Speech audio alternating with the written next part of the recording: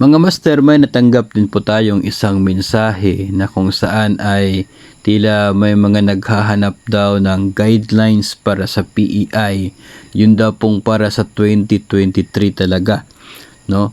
I'm not sure kung bakit nila hinahanap yung PEI guidelines for 2023 at parang hindi sila kumbinsido doon sa budget circular ng DBM kasi nga po siguro dahil 2017 yung number ng circular na yon.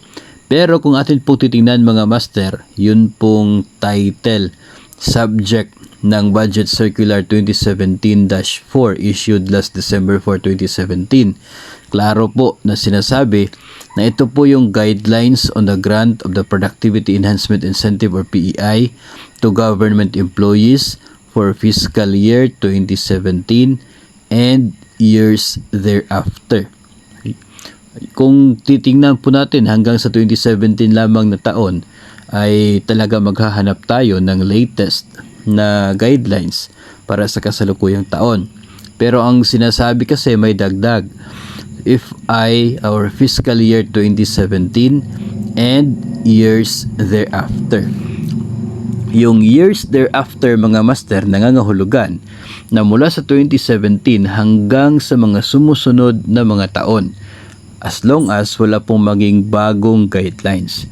So ito pong nilalaman na ito, kahit 2017 pa po yan, ay mananatiling epektibo, mananatili na kinakailangang maging basihan sa pag-release ng PEI.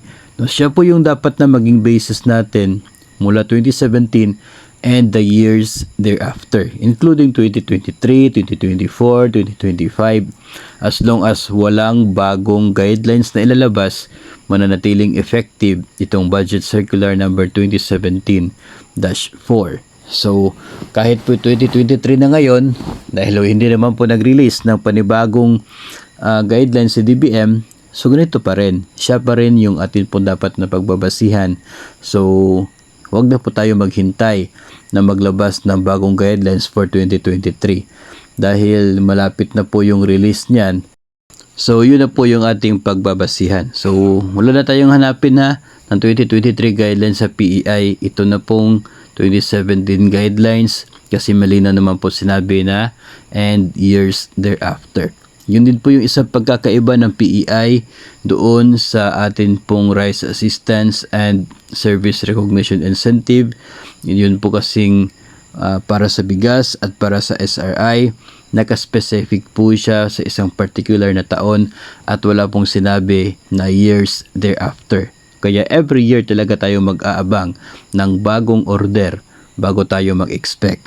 Pero ito sa PEI, pwede tayo mag-expect every year kasi yung guidelines niya malinaw na sinasabi na mula sa 2017 hanggang sa susunod na mga taon, ganun pa rin ang magiging basihan para sa Productivity Enhancement Incentive or PEI.